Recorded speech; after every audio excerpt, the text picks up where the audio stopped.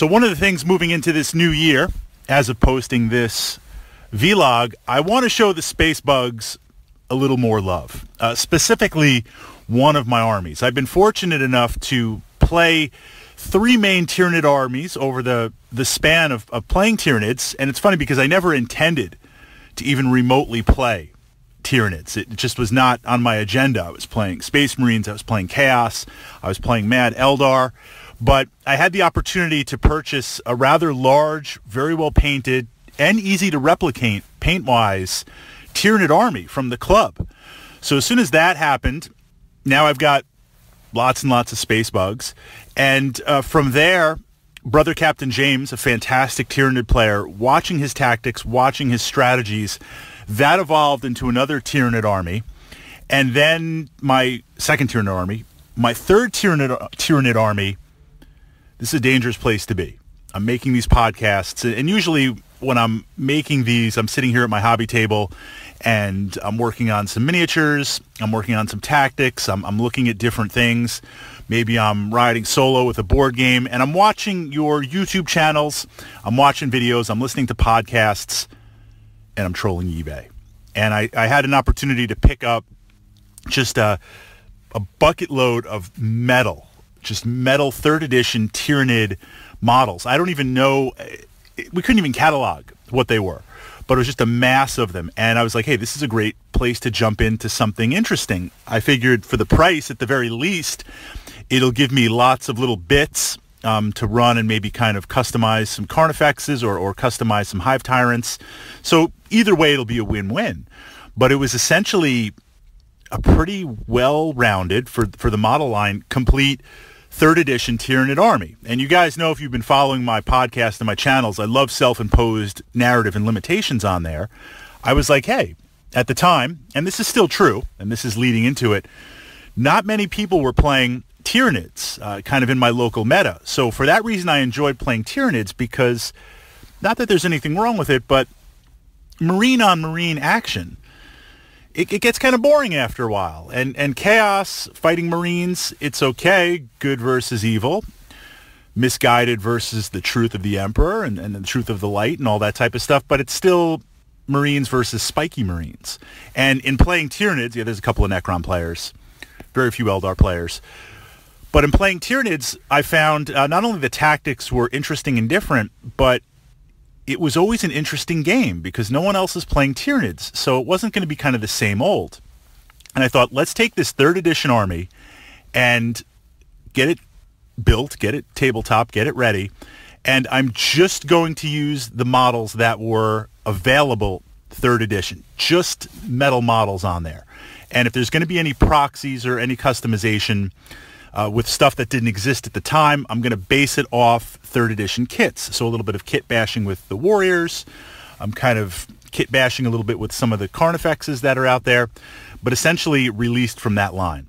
So I've got a giant gaming case that weighs like 30 pounds of metal out there, and I'm revisiting it and possibly re-updating it. Well, I definitely want to re-update it, but again, in the spirit of this 3rd edition, only using those models or using those models as a base to customize, and look and kind of see how it plays. That's going to be one of the things for this year. Of course, look, we're going to show the Grey Knights love. We're going to do Necrons. We kind of covered that in my plans for moving into the new year. But this is what's in the model collection, and some thoughts on how I was utilizing it. And then I'm going to turn it over to you guys, my secret weapon, possibly how to begin to utilize this. So at its core is a walking, I know fly rants are still beast, literally, a walking Hive Tyrant. That's going to kind of be the alpha. That's going to kind of be the centerpiece on there.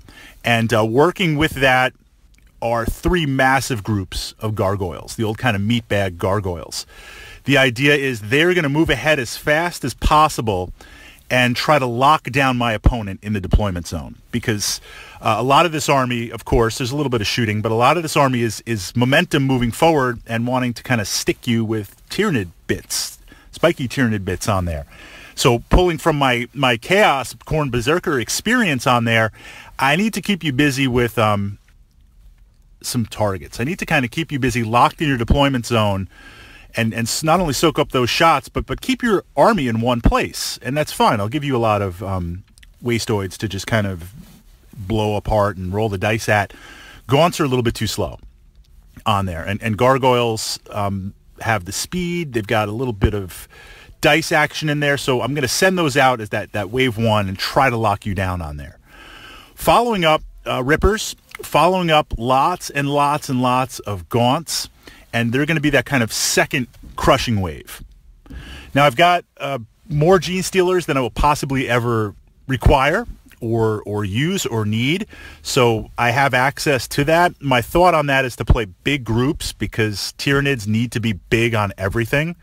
I'm noticing more and more, and admittedly I need some more playtime with it, but it used to be where you could run Nidzilla, and certainly in previous editions of 40K, you know, running 9 Carnifexes and 2 Hive Tyrants and just 2 little Space Bug groups on there. That was kind of big, and it worked. And then we could kind of switch over to a horde and spawning bugs in other editions. And kind of 1 or 2 categories on there, you could play both. What I'm noticing in the table saturation of 8th right now, and it's a good edition, but I'm getting ready for 9th, I realize that, or at least it seems that, just to counter the dice that my opponent is throwing at me, I need bodies. Literally, it's like my Tyranids are going to eat your dice. So I'm trading 1 little Tyranid Gaunt model for, like, you know, a dice roll that you're going to make on there. So even in playing the big guys, I need lots and lots of Tyranids. I need lots and lots of bugs in there. So with the Gene Stealers, I want to take a lot of Gene Stealers and load them up on either the left or right side and run them in there and just kind of push that forward. Second wave, or maybe a refused flank, or maybe just pushing up there, I'm really not that sure. The other 2 things that I need to figure out, lots and lots of Carnifexes, Screamer Killer, because that's what it is. Where do they come in? I mean, where do they come in? Are they cleanup crew? Are they kind of going in on the first wave? I don't really know. We have to see. And then Biovores, dropping that magic on there. Target priority and synergy to see.